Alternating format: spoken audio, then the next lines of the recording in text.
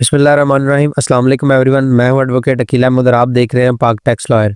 आज का जो हमारा टॉपिक है वह है कि how to file tax return for salary person. इस हवाले से मेरी पहले भी एक वीडियो मौजूद है, लेकिन वो साथ उन सैलरी पर्सन के लिए है जो कि साथ सर्विस भी प्रोवाइड करते हैं, इन्विजिलेटर की है, जो टीचर हजरात हैं, पेपर मार्किंग करते हैं। तो बहुत सारे लोग हमें कह रहे थे कि इस टॉपिक पर जो है आप एक अलग से सिर्फ सैलरी की वीडियो अपलोड कर दें, तो ये उनके लिए है। इसमें मैं आपको दो सिनेरियो बताऊंगा। एक जो कि न्यू रजिस्ट्रेशन करेगा पर्सन, वो किस साल की टैक्स रिटर्न फाइल करेगा और वो कैसे एक्टिव होगा, और एक वो पर्सन जो 2023 की टैक्स रिटर्न फाइल कर चुका है और अब उसने 24 की करनी है तो वो कैसे करेगा। तो हमारे सामने ये IRS 2.0 का जो है वो डैशबोर्ड ओपन है। तो मैं आपको सबसे पहले न्यू रजिस्ट्रेशन का बताऊंगा। यहाँ पे आपने जाना है जी न्यू रजिस्ट्रेशन पर। उस पर क्लिक करने के बाद आपके सामने जो है ये सारा डैशबोर्ड ओपन होगा। इसमें न्यू रजिस्ट्रेशन का है, उसमें है बेसिक इन्फॉर्मेशन। सबसे पहले आपकी बेसिक इन्फॉर्मेशन है आपका शनाख्ती कार्ड नंबर। आपने अपना शनाख्ती कार्ड नंबर लिखना है। उसके बाद प्रीफिक्स सेलेक्ट करना है, आप मिस्टर है, मिसिज है, मिस है या डॉक्टर है, ठीक है जी। उसके बाद आपने अपना नाम लिखना है, first name, middle name, last name. First name अगर आपके नाम दो है, जैसे कि मेरा नाम अकील अहमद है, तो मैं फर्स्ट में अकील लिखूंगा, लास्ट में अहमद लिखूंगा। अगर मेरा नाम है जी मोहम्मद अकील अहमद, तो फर्स्ट में मैं मोहम्मद लिखूंगा, मिडिल में मैं अकील लिखूंगा और लास्ट में अहमद लिखूंगा। अगर मेरा नाम खाली अकील होता तो मैं फर्स्ट में अकील लिखता और लास्ट में मैं डॉट लगा देता। और ये जो डॉट लगाने वाला सिस्टम है ये सिर्फ वेबसाइट पर एप्लीकेबल होता है। अगर आप ऐप से इसको रजिस्टर कर रहे हैं तो वहाँ पे वो डॉट आपके नाम के साथ आएगा। उसके बाद आपने अपना करंट सर्विस प्रोवाइडर बताना है। उसके बाद आपने अपना सेल नंबर लिखना है और सेल नंबर को आपने यहाँ से कंफर्म करना है। और यहाँ पर एक दे रहा है जी रजिस्टर ऑन योर CNSE। अगर आपके शनाख्ती कार्ड भी नहीं भी रजिस्टर तो आप कर सकते हैं, लेकिन सम टाइम FBR इस बारे में अपडेट कर देता है कि रजिस्टर्ड नंबर के बगैर आपकी रजिस्ट्रेशन होती ही नहीं है। उसके बाद आपने मेल लिखनी है और उस मेल को कंफर्म करना है, और ये भी कंफर्म करना है कि नंबर और मेल आपके पास मौजूद और ऑन हो, ताकि आपको जो OTP है वो मसूल हो सके। उसके बाद है जी एड्रेस इन्फॉर्मेशन। एड्रेस इन्फॉर्मेशन में सबसे पहले है जी टाइप। आप किस टाइप की जगह पे रहते हैं जी, रेजिडेंशियल है, वो एजुकेशनल है, हेल्थ प्रॉपर्टी है, हमने रेजिडेंशियल सेलेक्ट करना है। उसके बाद फार्म बताना है जी, उसकी फार्म कौन सी है, वो घर है, बंगलो है, अपार्टमेंट है, कॉटेज है, वो क्या है। अगर रेंट हाउस है तो सेलेक्ट कर सकते हैं, आप यहाँ से हाउस सेलेक्ट कर लेंगे। तो उसके बाद मेजरमेंट बताएंगे आप, उसकी मेजरमेंट क्या है जी, उसकी मेजरमेंट मरला में है, कनाल में, स्क्वायर फीट में है, वो बतानी है। टोटल एरिया बताना है आपने। उसके बाद है जी ये unit, complete, complex, street, area, locality.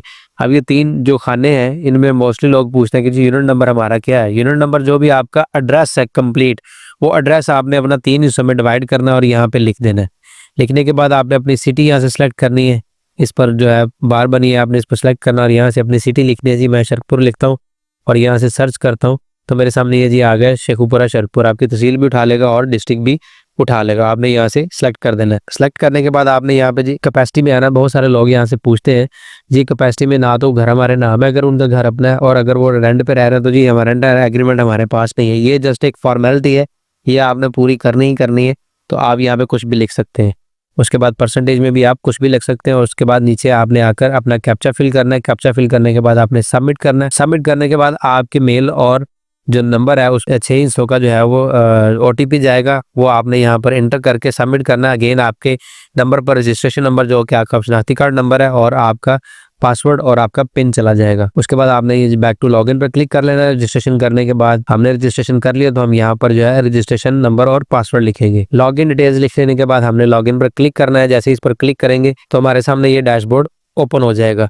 हमारे सामने ये सारा इंटरफेस जो है इसका ओपन है, जिसमें आपसे पहले में पूछ रहा है जी file your income tax return, manage your profile, FBR मालूमात, file your withholding statement, file your sales tax return, sales tax invoice management, do you need help, or ये ई-पेमेंट्स वाला ऑप्शन है।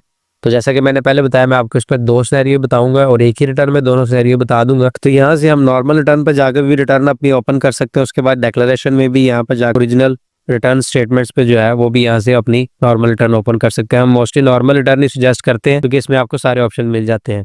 यहाँ पर एक और बात आपको बताता चलूँ कि जो भी पर्सन 1 नवंबर से 30 जून 2025 तक रजिस्टर होगा न्यू फाइलर के लिए, तो वो अपनी 2024 की टैक्स रिटर्न फाइल करेगा और 2024 का ही चालान जमा करवाएगा। इस हवाले से कि आप न्यू फाइलर बनते वक्त आपने कैसे बनना और क्या क्या करना है, उसके हवाले से मेरी एक अलग से वीडियो मौजूद है, how to become filer in FBR in 2024। आप वो भी देख सकते हैं, उसका लिंक मैं डिस्क्रिप्शन में दे दूंगा। तो यहाँ पर हमने 24 की जो है वो टैक्स रिटर्न सबमिट करनी है। हम 2024 लिखेंगे तो यहाँ पे हमारा पीरियड ये आ जाएगा 1 जुलाई 2023 से लेकर 30 जून 2024 तक। हमने इसे सिलेक्ट करके कंटिन्यू कर लेना है। कंटिन्यू करने के बाद हमारे सामने जो है ये सारा डैशबोर्ड जो है वो ओपन हो जाएगा। तो हमारे पास सबसे पहले ही जो ऑप्शन आ रहा है एम्प्लॉयमेंट वाले में सैलरी का आ रहा है, हम इसे ओपन कर लेंगे। हमारे सामने ये डैशबोर्ड ओपन है। अगर आप अब 2023 की आपकी टैक्स रिटर्न सबमिट है और आप 24 की करने जा रहे हैं तो आप सिंपल यहाँ पर जाके इंपोर्ट प्रीवियस रिटर्न पे आप क्लिक करेंगे तो आपकी जो पिछले साल की सैलरी थी वो भी यहाँ पर आ जाएगी। आपने इसको यहाँ से चेंज कर लेना है। उसके बाद आपने नीचे वेल्थ स्टेटमेंट पर जाना है और यहाँ पर आपके सारे एसेट्स भी वो ले आएगा। आपके एसेट्स तो वही रहेंगे। अगर आपने कोई न्यू परचेज किया तो उसमें आप एडिशन करेंगे, लेकिन अगर आपने कोई उसमें चेंज नहीं किया तो आपके वो सेम रहेंगे और आपने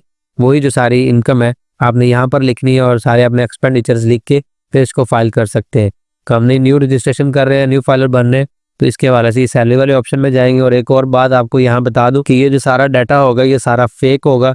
ये जस्ट आपको समझाने के लिए है, इसका रियलिटी से कोई ताल्लुक नहीं है। आपने अपनी डिटेल्स के हिसाब से जो ओरिजिनल बनती है उसी हिसाब से करनी है। ये जस्ट आपको कॉन्सेप्ट समझाने के लिए। तो सबसे पहले हम अपनी यहाँ पर डिटेल्स लिखेंगे जो हमारी सैलरी हमने रिसीव की है और यहाँ से हम कैलकुलेट कर देंगे। कैलकुलेट करने के बाद हमने आना जी टैक्स चार्जेबल में। हमारी ये सैलरी जो 6 लाख तक होती तो टैक्स एग्जम्प्टेड थी, अब 6 लाख से ऊपर है तो इस पर हमारा सैलरी में टैक्स कट के हमें सैलरी मिलती है, तो वो हमने एडजस्ट करना है। आपने जाना जी कंपटीशन में जाके देखना जी आपका ये एडमिटेड टैक्स में टैक्स बन रहा है 4137 रुपए। आपने वापस एडजस्टेबल में जाना है और यहाँ पर आपने नीचे आना जी salary of employees under section 149। आपने यहाँ पर जो ऑप्शन है सेकंड वाला टैक्स कलेक्टेड डिडक्टेड, इसमें जो आपका टैक्स कटा है, जो आपको सैलरी स्लिप्स मिली है वो आपने यहाँ पर लिख देना और यहाँ से कैलकुलेट कर देना। वापस आप यहाँ पर कंपटीशन में जाके चेक कर सकते हैं जी आपका टैक्स जो है 5340 रुपए आपने जमा करवाया, जो कि ज्यादा है, बनता था आपका 4137 रुपए और बाकी रिफंडेबल में आ गया। उसके बाद आपने ये वेल्थ स्टेटमेंट में जाना है और यहाँ से आपने रिकॉन्सिलेशन ऑफ नेट एसेट्स में जाना है। यहाँ पर जो ऑप्शंस आ रहे हैं आपके पास income declare as per return for the year subject to normal tax. आपने यहाँ पर अपनी इनकम जो है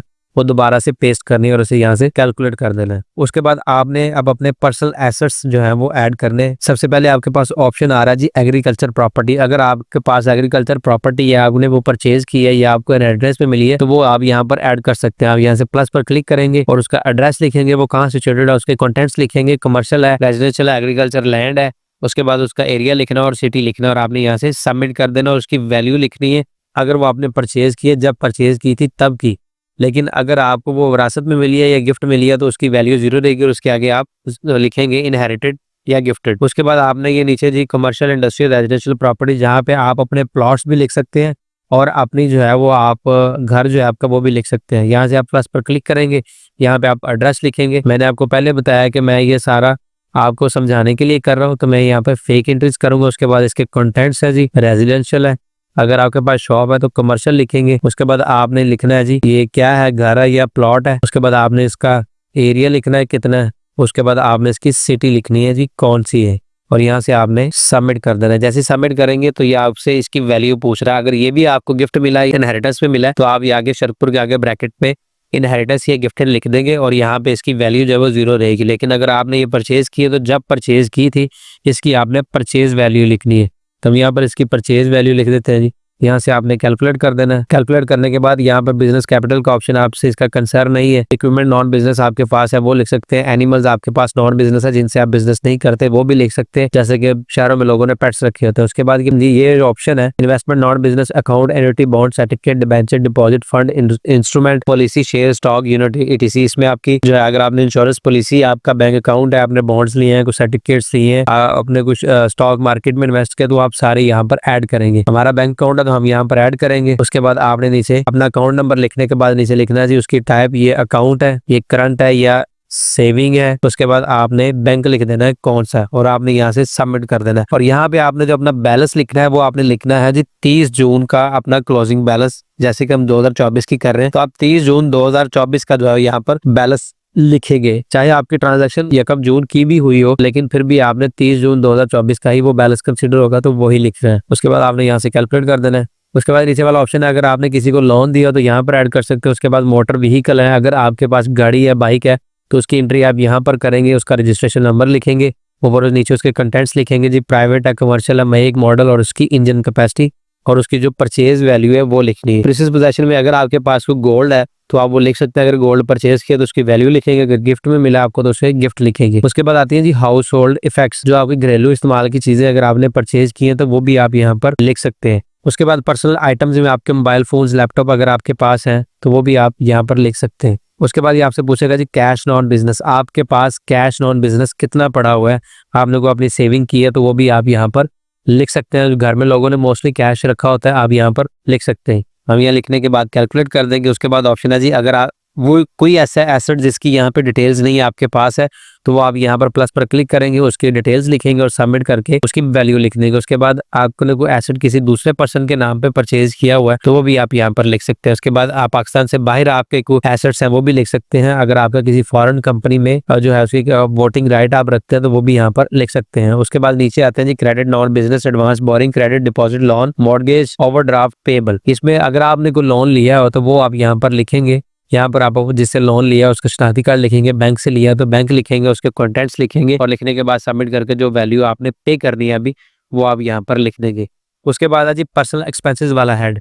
पर्सनल एक्सपेंसेस में जब आते हैं तो सबसे पहले आपके पास ऑप्शन आता है जी रेंट का, कि आपने कोई चीज़ रेंट पे तो नहीं ली हुई, वो आप यहाँ पर लिख सकते हैं। उसके बाद आता है जी रेट, टैक्सेस, चार्ज, अगर आपने कोई टैक्स पे किया है सैलरी टैक्स के अलावा तो वो आप यहाँ पर लिख सकते हैं। उसके बाद है जी, अगर आपने कोई गाड़ी वगैरह रखी हुई है उसकी आप मेंटेनेंस करवाते हैं तो वो भी आप ईयरली यहाँ पे लिख सकते हैं। आप उसमें पेट्रोल वगैरह डलवाते हैं या ट्रैवलिंग करते हैं, जो आपने कोई बस वगैरह लगवाई है, कोई रिक्शा वगैरह लगवाया तो वो भी आप यहाँ पर लिख सकते हैं। उसके बाद आपके इलेक्ट्रिसिटी का बिल है, आप ईयरली बेस पे इसको काउंट करके भी लिख सकते हैं। मोस्टली जो अखराजात हैं आपने अपने, ये इस बारे में एफबीआर आपको छूट देता है कि आप एस्टिमेटेड भी डाल सकते हैं, लेकिन वो फिर भी नियर टू बिलीव होने चाहिए। ये नहीं कि आप जो मर्जी यहाँ पे लिखते हो, सिस्टम उठा तो लेगा लेकिन उस बारे में फिर एफबीआर आपसे पूछगिछ कर सकता है। उसके बाद आपने यहाँ से कैलकुलेट करना है, कैलकुलेट करेंगे तो सिस्टम आपकी एंट्री उठाएगा। उसके बाद अगर आपका वाटर कनेक्शन लगा होता है उसका भी आपने यहाँ पर बिल लिख देना है। गैस का कनेक्शन है तो जो उसका आपको ईयरली बिल आता है वो भी आप यहाँ पर लिख देंगे। इंटरनेट लगवाया है तो उसका बिल जो आपको आता है वो भी आप यहाँ पर लिख सकते हैं। उसके बाद अगर आपने कोई इंश्योरेंस ली है या आपकी सिक्योरिटी आपने कहीं जमा करवाई है उस पर अखराजात आपके आ रहे हैं तो वो भी यहाँ पर लिख सकते हैं। अगर आपने मेडिकल ट्रीटमेंट को करवाया है तो वो भी लिख सकते हैं। एजुकेशनल आप पढ़ रहे हैं या आपके बच्चे पढ़ रहे हैं तो वो भी यहाँ पर लिख सकते हैं, जो उनकी फीसें वगैरह आप जमा करवाते हैं। उसके बाद अगर आपने कोई क्लब वगैरह ज्वाइन किया, जिम वगैरह या किसी क्लब की मेंबरशिप ली है, एनुअल उस पर पेमेंट करते हैं तो वो भी लिख सकते हैं। आपने फंक्शंस गैदरिंग ज्वाइन की है तो वो भी यहाँ पर लिख सकते हैं।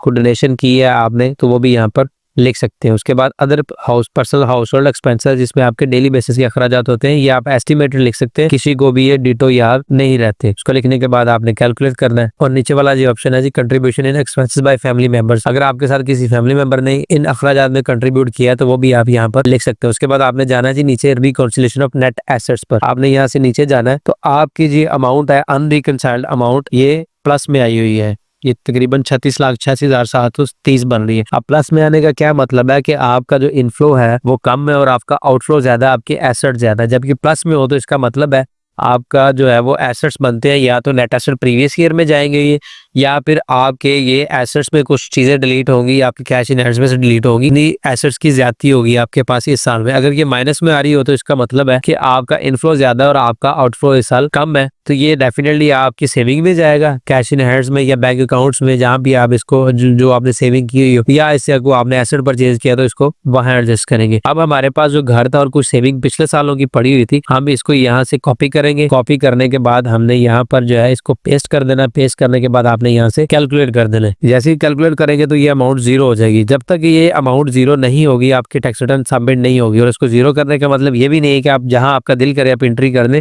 उस मामले में एफबीआर आपका जो है वो ऑडिट खोल सकता है और आपको मुश्किलात का सामना करना पड़ सकता है।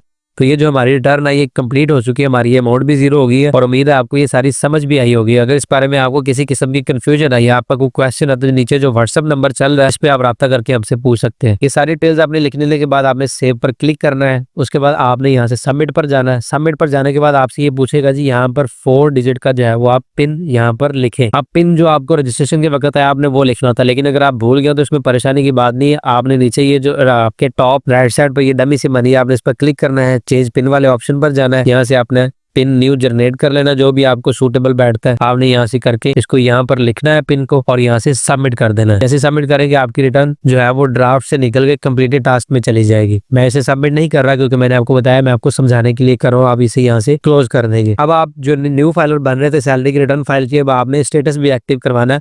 तो आपने यहाँ पर जो ये ऑप्शन एफबीआर ने एनेबल कर दिया है और ये आप 3 तरीकों से चालान कैसे बना सकते हैं वो भी मैंने अलग से वीडियो बनाई है, उसका लिंक भी डिस्क्रिप्शन में दे दूंगा। तो अब आपने अपना एटीएल का चालान जमा करवाना है स्टेटस एक्टिव करवाने के लिए, तो उसके लिए आपने ई पेमेंट्स पर जाना है। जैसे आप इस पर जाएंगे तो आपका ये शनाख्ती कार्ड नंबर उठाया होगा सिस्टम ने यहाँ पर, आपकी बाकी सारी डिटेल्स भी उठा लेगा। उसके बाद आपने सिंपल जाना है जी इनकम टैक्स पर, मिसलेनियस पेमेंट पर, और यहाँ से आपने पेमेंट सेक्शन पर जाना है जी सरचार्ज फॉर एटीएल। यहाँ पर आपने ईयर सेलेक्ट करना है 2024। उसके बाद आपने अमाउंट लिखनी है जी 1000 और सिस्टम नीचे खुद ब खुद यहाँ पे अमाउंट उठा लेगा। आपने इसे यहाँ से सबमिट कर देना है और आपसे पूछेगा are you sure you want to generate PSID, और यहाँ से आपने यस कर देना है। तो आपका जो है वो PSID यहाँ पे क्रिएट हो जाएगा। तो आपने इसे यहाँ से प्रिंट कर लेना और इजी पैसा जैस कैश जाके इसकी पेमेंट कर देनी है। मैं इसे यहाँ से क्लोज कर दूंगा। आप पेमेंट करने के बाद आपका जो है वो 2 से 3 घंटों में, समटाइम 1 दिन पूरा भी लग जाता है, आपका स्टेटस एक्टिव हो जाएगा। अब आपने वो स्टेटस कैसे चेक करना है, मैं इसे यहाँ से क्लोज कर लूंगा। क्लोज करने के बाद हम वापस जो है वो आयरस के इस डैशबोर्ड पर आ गए। तो आपने स्क्रॉल डाउन करके यहाँ से नीचे आना, तो आपके पास आएगा जी ऑनलाइन वेरिफिकेशन पोर्टल, और इसमें सबसे पहले है जी एक्टिव टैक्स पेयर लिस्ट। तो आपने यहाँ पे जो पैरामीटर टाइप है इसमें आगे सेलेक्ट करना जी, आप इंडियन लिखेंगे, CNSE लिखेंगे, पासपोर्ट नंबर लिखेंगे या रजिस्ट्रेशन इनकॉर्पोरेशन नंबर लिखेंगे जो कंपनीज के लिए होता है। हम CNSE लिखेंगे। नंबर लिखने के बाद आपने यहाँ पर जो है ये डेट भी आपकी दे रहा है, जिस डेट का आप चेक करना चाहते हैं वो आप यहाँ पर लिख सकते हैं। उसके बाद आपने यहाँ पर कैप्चा फिल करना है। कैप्चा फिल करने के बाद आपने वेरीफाई कर देना है। जैसे ही वेरीफाई करेंगे तो आपके सामने ये आपका जो है सारा स्टेटस FBR का जो फाइलिंग स्टेटस है आपका आ जाएगा कि इसका स्टेटस एक्टिव है या नहीं है, नॉन एक्टिव है। तो ये सारी चीजें आपके सामने आ रही है। लेकिन अभी जो पर्सन 1 नवंबर से 30 जून 2025 तक रजिस्टर होगा उसके साथ यहाँ पर एक्टिव के साथ लेट फाइलर लिखा हुआ आएगा। तो आज की हमारी वीडियो कंप्लीट होगी। उम्मीद है आपको ये समझ भी आई होगी। कि अगर आपको इस बारे में किसी किस्म की कंफ्यूजन का सामना है तो आप हमारे नीचे WhatsApp नंबर पर राब्ता भी कर सकते हैं और हम इसका आपकी सर्विसेज भी प्रोवाइड करते हैं। तो मजीद ऐसी मालूमाती वीडियो देखने के लिए आप हमारा चैनल भी सब्सक्राइब कर सकते हैं। तो मिलते हैं आइंदा किसी नई वीडियो के साथ, किसी नए टॉपिक के साथ। तब तक के लिए अपना बहुत सारा ख्याल रखें। अल्लाह हाफिज।